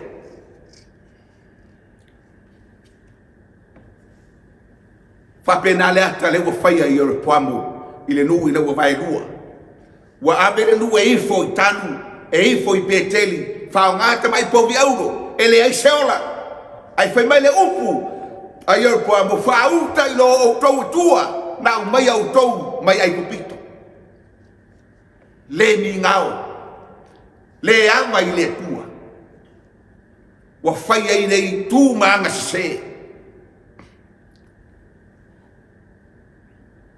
fa fonga le mai ngai limo le fea o ani te mai povi aulo ua mafua ai ona e alu ese ma le atua le kale sia wao le atua le lalolangi o ani te mai povi aulo ma fua ai ona e alu ese maletua o te lo nai te dofo malitali a o lelo tau mawhai e tau whama tala atu ia te oe ia te mai povi aulo nei o leisi o lana te mai povi aulo o lana ngā o leisi o lo na fine o leisi o lo na talii e busu e fai se tala e whalongolo fai se tala i lana vaporo na tali ita o le isi o lana tavale manu peia o te mai povi au fai matua o le isi o lona fale peitai o nisi o le oa ma le tamau ainga o le toa tele o tatou o ala na o ese mai i le tua o na o le tamai povi au lea o le tamau ainga po le oa ma fuanga nana ti ngai le tau le lea mau oa ina ua fetalai e su a e manao e ato tona le leila uamio aluea whaatau o mea uma o le tupe mau e tu fai tangata makitiva o na e saude ba e muli mai a ua ti ngā ai se ai anu e se ai leanga e pele ia te ia na povi aulo whastea le tūlanga i le ola whale anganga. O le isi tangata, ti ngā na umina lotu, ai le mawhauna veseina, le mea le o le ola e manu. O le manu e laina, o na e anu ese mai ma le atua. O le isi tangata i le mawhauna veseina, le mea le o le ita ngofie, tasi le nā povi aulo. O le isi povi aulo, o le tangata wha maulunga, le mawhauna veseina, umina lotu, e le Fai-Lauga una Faamaualalo. O le mele o le loto le anga, ma le Leota i tonu, tasi ia mea, o povi aulo ia. Ua mafuai una tata o ese ma le atua, e ti ngā langa o na faitofinga, ti nao na umi na lotu, ta talo i le atua ai le mawhai una vese, le mea o le loto le anga, loto le mama, loto e le lea. Ma le Leota i tonu, o mea ia, e alai ona o ese mai le atua, ta mai povi aulo na. Sila foi tātou ile mau e pelu estoru no fai pes fumalelua le au soe ia outou ane ia iso outou le loto leanga ma le le talitonu tou teo ese ai i le atua soifua e tingau na vai le nuo le atua i vavenga na faia le atua vai lua le sami ula ula au mai le manai mai le lagi o mea ai agenu e fanga ai au mai manu e fanga ai au mai le vai mai le papa e inu ai lem fai ona talitonu fa mai le mau tai au nei le au soe ne ia te outou ale loto leanga ma le le talitonu tou te o ese ai mai le atua soifua Samoa Faafea tatou e ia se povi aulo i tonu i Samoa le tatou tunu o le povi aulo leo te manau e tau ta ilo po le asau povi aulo a o le povi aulo numero mua le i Samoa e o le mea leo le lotu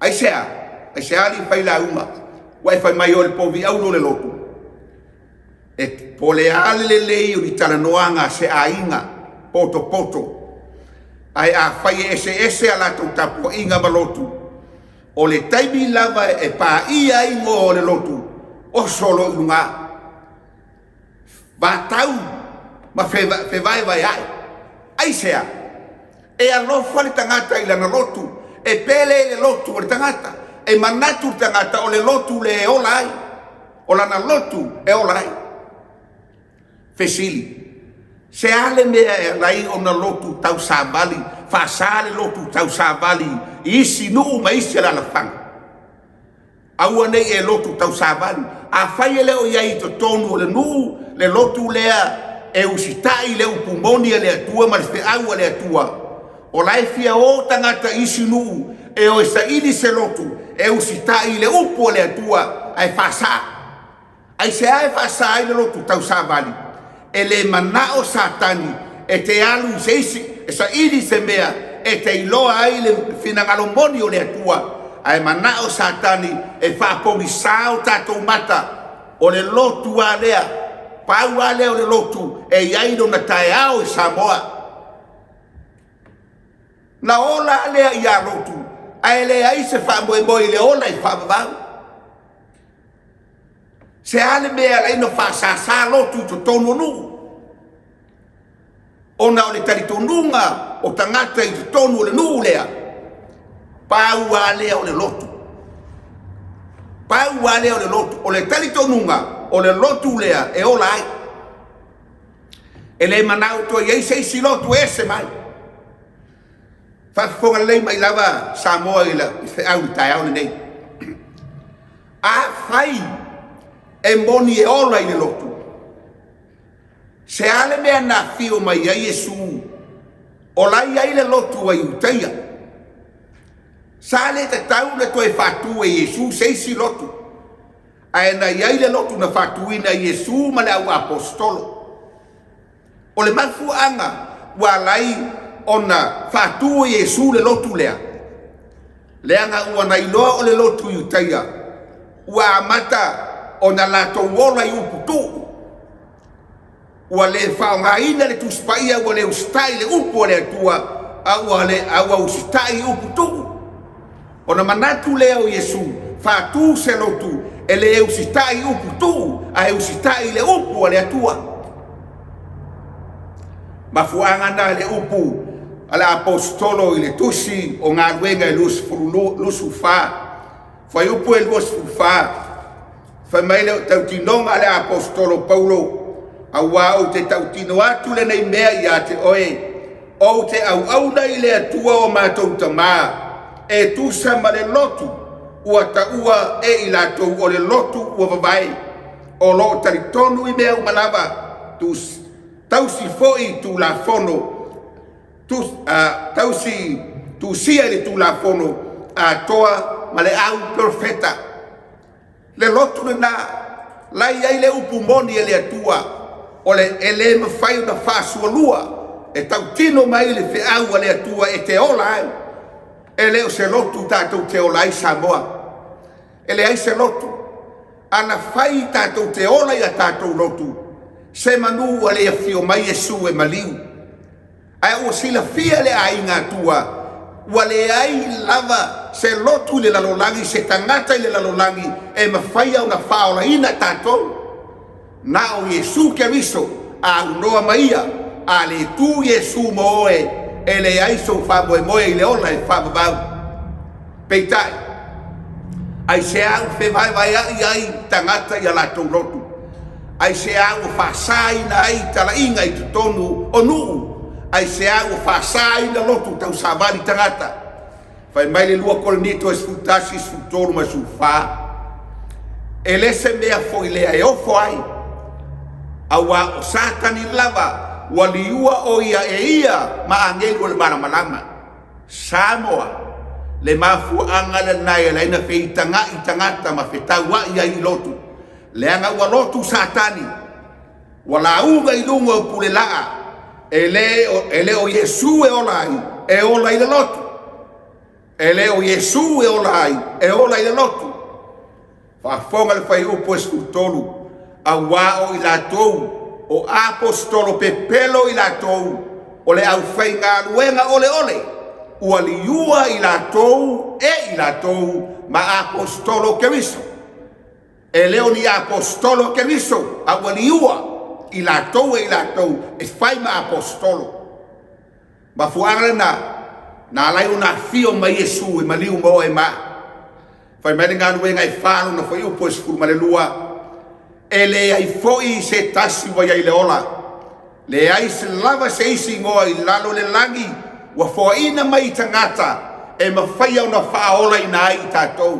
Le ai se ingoa. Samoa, ana i ai se lotu e mawhai na whaola i nai tātou. E le a fio mai Iesu e maliu. Ma fuanga le na maliu a Iesu, ai sea, e le ai se lotu e whaola i nai tātou. Whafonga le bole mau, Ioane muamua lima no whai upo e sifuru malelua.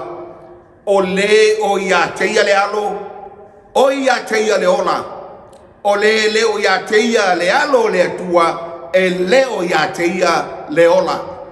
Po le alo to anga i le lotu, a le tu Iesu moe, le aiso whamoe moe i le ola e whamavau. Ma fuanga nao le au tu o le whiau o le tai au le nei, ia Faapitoa matau tātou loto aisea, ia e iloa le winga, o le whamoe moe ua i lona wana au mai. Whapongi saina o tātou mata le li o le lalolangi. Ina ia e le maua le whamoe moe ola. Ta mai povi mua le na o le lotu. Ta mai povi aulo lona lua o le aso sa. Po le aso mua o le vai aso. Aso sa po le aso mua o le vai aso. Le lalolangi atoa malamalama. Ua fuli la tau te tausi le aso muamua po le aso sa. O fea o le tuspaia o fai mai ai Samoa tausi le aso sa. O fea. Ngu le tuspaia. Ma fuanga na ia Faapitoa mata o tau loto i o tau loa le winga o le whamoe moe ua ilona wala umai. Tupua aulo le na. Tingana i loa e tangata o le aso fitu o le sapati o le atua. Ai o lava i le tae o le aso sa. Te whalomo i lungo le tio, lungo le TV. Manuia le sapati. Manuia le sapati. Peitai. E leo tautala i le aso fitu. A o le aso sa. O le aso mua. Tau te sila fia le ainga o le atua i le tae au le nei. O le ua fono nei. Ia taitai o malo, le aso mua o Novemba, le na tua nai nei, i le Vatikana. O le ale winga o le fono, o le fono lea, ina ia mawhai o na soa lau pule ai. Ia se awala i mawhai ai no fo ia Faafitauli, o tu lai mai lo tātou lalolangi. O a Faafitauli, tsunami, o wha, o lolonga, mafuie, o afi o lo mu. Ua manatu ia le taitai o le ekalesia katoliko, ma taitai o malo, ua toa sale na tulo mea. Ua toa sale na tulo mea. Tau te sile fia o le talitonunga le nā, a le atu asia, ma tangata whapaupau, e iai atua o le mafue, e iai le atua o le matangi, e iai le atua o le lā. Whawhonga i tātou, ao na toa sā atua ia, wa sauri tsunami. Tā lofa, wa whapongi saina o nātou mata. E le ai se tasi na fofoa mea uma ia, tasi a le atua fofoa, le atua na whaia le langi, male lalo langi. Ngā luenga uma na whaia le atua, e pule au au le atua. E ali mai, e tali tonu e ia inisi atua, au na toa sale na tula o mea, o na vaaya lea, wa amata, o na whememe ai o tātou lalo langi. Peitai, mafuanga le ua mai ai le atua le whiau. Whaalinga e sefulu ma le wha, a olona whai upoe ono. Whai mai le whaalinga e sufas, whai upoe ono ma le fitu. Na o iloa le tasi a ngelu a lele le tauro toeaiina le langi. Wa ia te ia le tala le lei e whapavau e wholo atu. I e no nofo le lalo langi. I atu nu uma i tu ainga. Nga ngana ese manu. Wa whape atu ma le leotele. Samoa i o tau wifo. I o tau mātatau i le atua. Ma batu le veinga i a te ia. A wa o mai le tuaso lana whamasinonga. Ma ia o tō wifo i le na whaia le langi, le whanua a toa ma le sami, ma puna o vai. Le lalo langi malama, wa la tō fuli e ifo i le aso na whatuina o le pule le kalesia katoliko, le aso sā. Fai-Lauga o lana pule. O le fono la le fai mai, e fono ai malo. Ia Faafeagaiga ina ia tau mawhai sa ili po le ase au wale fo ia ai Faafitauli. Ile in mala whana tula. O na iu leo o le fono lea fili e te tau na malo lole la lolangi a toa. I se aso e tasi. Ia langu tasia ile la lolangi a toa. O le aso la leo fili nei aso mua o le vai aso po le asa. E ali mai ele Toeaiina e taitai o Maloamaua taitai o lotu. Le aso na tofaina e le atua e malolo ai le lalolangi. Le aso. E soto e lua sefulu fai pai valu. E ono aso e fai ai o tou ngā luenga. E ono aso tou te ngā lue ai. A o le aso fitu o le SAPATI ia Jehova lau atua aua. Le whai ai se ngaruenga tasi. Le asora nā Samoa, ma lau whawhonga mai tai aune nei, nā tōwhaina e le atua e maroro ai le paneta. A o leo e sui nei e le taitai po le pule whare lotu, ai sea e te te le upu a le atua. Ua whaila na pule, a ua le whaia le pule a le atua. Oi talo whae. Ma fuanga na le feau le ue whalongo i ai. Whai mai le feau le angelu mua. Ia o tō mātatau le atua ma watu le viinga. A wa o mai le tuaso le whamasinonga. E iai le aso Samoa. E te tua i lumo le whamasinonga le atua. E whamasinoina oe. Pena e usitai le upu le atua. Pena e usitai le pule a loma pope. Ma ia o tō wifo i le na whaia le langi. Le whanua ma le sami a toa mapuna o vai. O le ata o le atua foa. Le ai se isi atua. Peitai, Samoa, e iai le aso wa leo toe mamau. E tafe toto ai ala o Samoa. Ai sea, a ao na saule whamaro singo le Blue Sante Iloa. Fasiotia i lato uma e ese. O lai tāpua ai ma tausi ni SAPATI o le atua. O na o tau aralanga le mo tau fia ma whapeifo a mea o fili ia te ai ngalo ia i tātou wa o tau tū e whasangatau ma o tau tū e lango ni tu taua e te apolo ma satani whafonga i le vaenga lona ono le whiau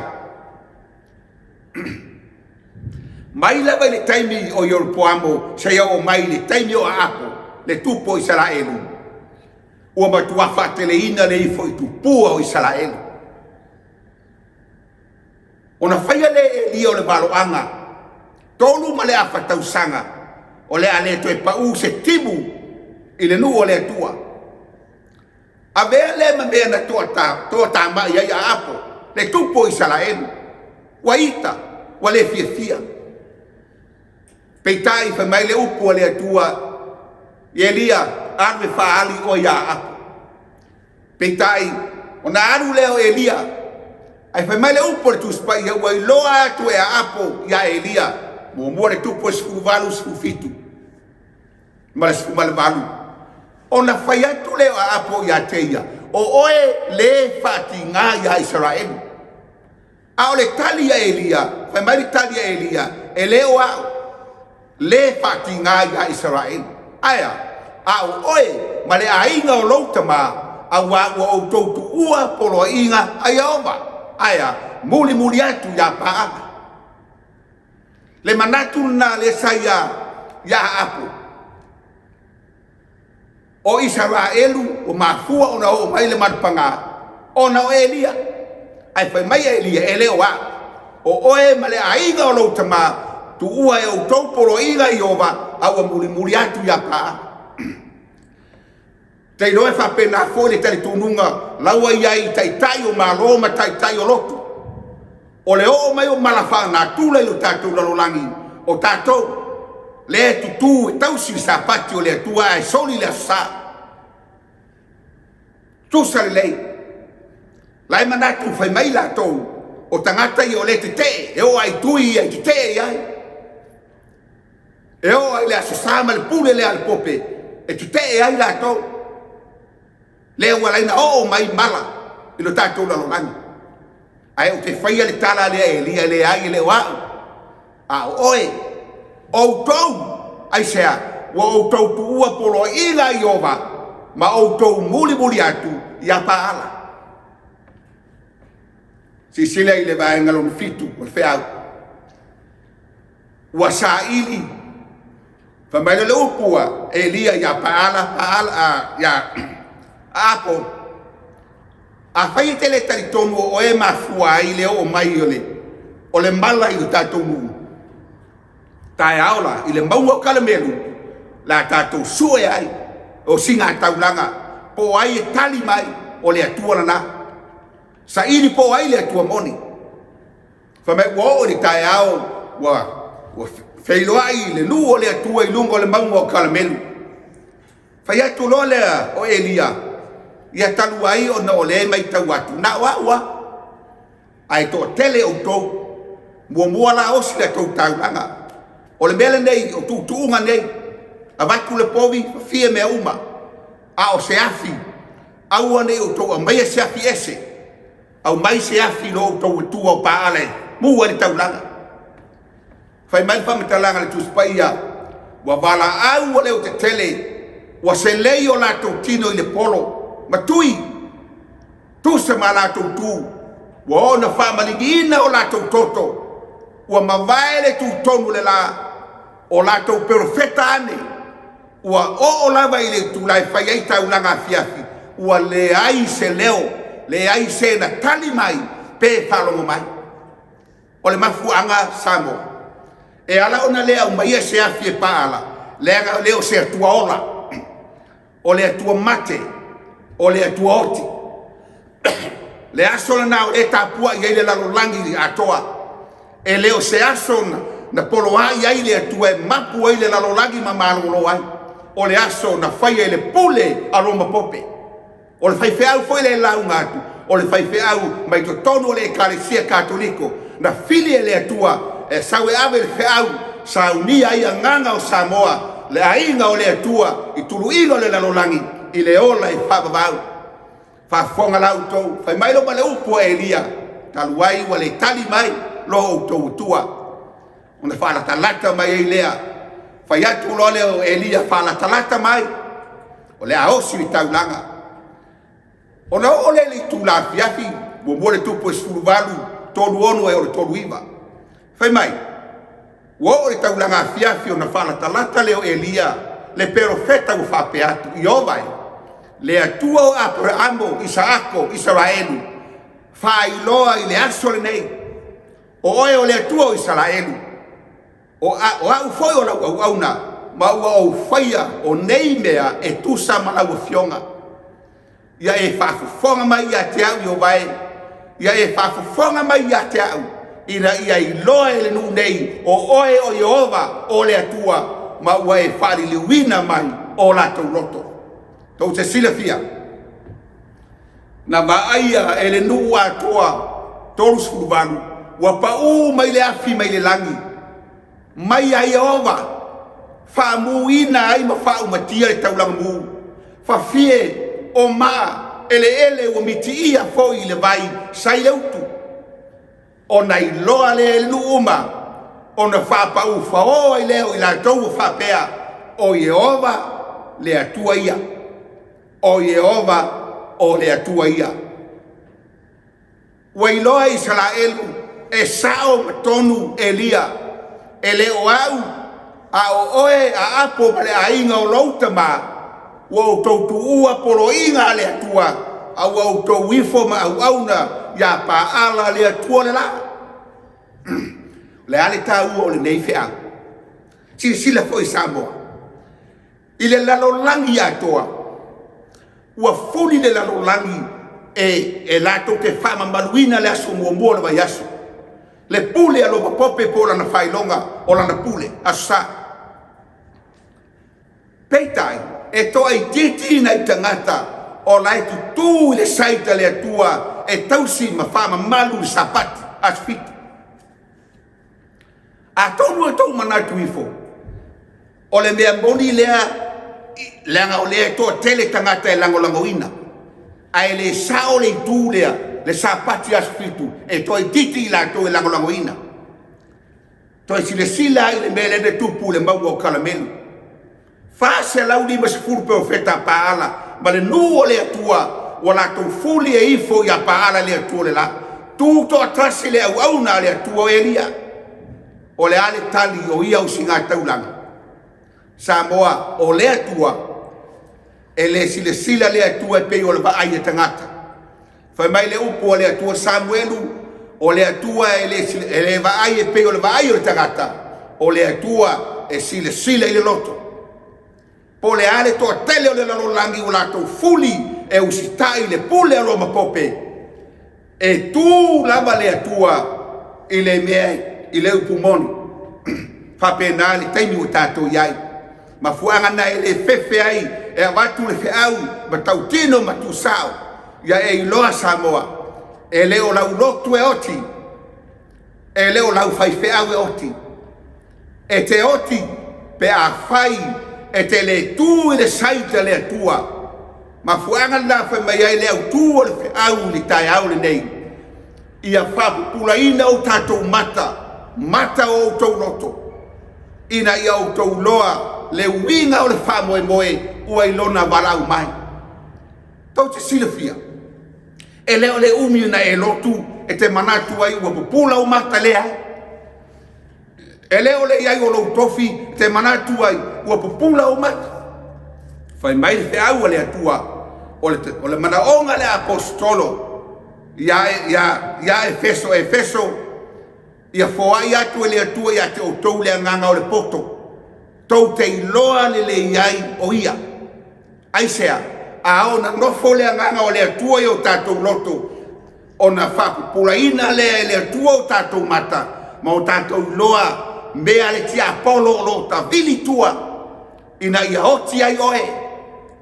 E leo lau loto e oti. A o oe malau whanau. Pe a fai se lau filifilinga. O le feau le nā le atua i le tae au le nei.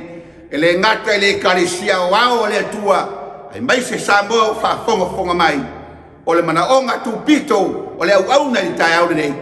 Ia Faapitoa mata o tau loto. Ina ia o tau loa le winga o le whamoe moe ua ilona walau mai. Ia nunu watu e le atua. Whamatala loto e le atua le feau le nei tai au. Ina ia ni ai mo i tātou. Le whamoe moenga ua saunia e le langi mo e maa.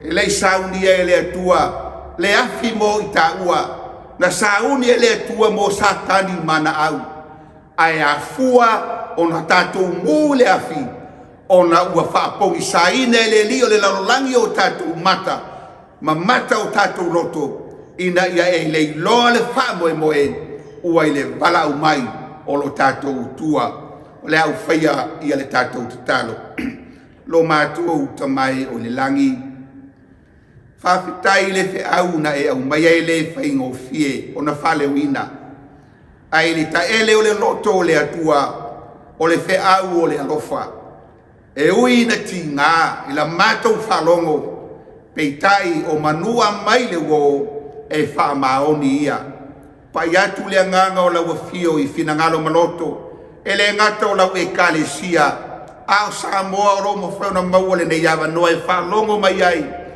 auan e wo o le taimi e te tau ai o na solia i lalo masusunu o ta mai povi aulo o lo whai mātua i o mātou loto o a mātou tapo inga o a mātou lotu ai maise le ali e o le aso sa ua funi faole la lolangi i e tausi a o le pule le na a Roma pope te talo ia iai lau whamanuianga ia watu e lau fio ia aima finangalo le fe au o le nei tai au e ala i le mana o loua nganga paia whamangalo le atua le au auna i le valea ma le whatau waa pe a whai wa le sa o le aveina o le fe au o lea le te talo ma le olenga whamangalo i mātou lo mātou atua whamangalo lau e kalesia lo atunu e ala i lo suafa Yesu wa ole mavala au atuai nei. Amen.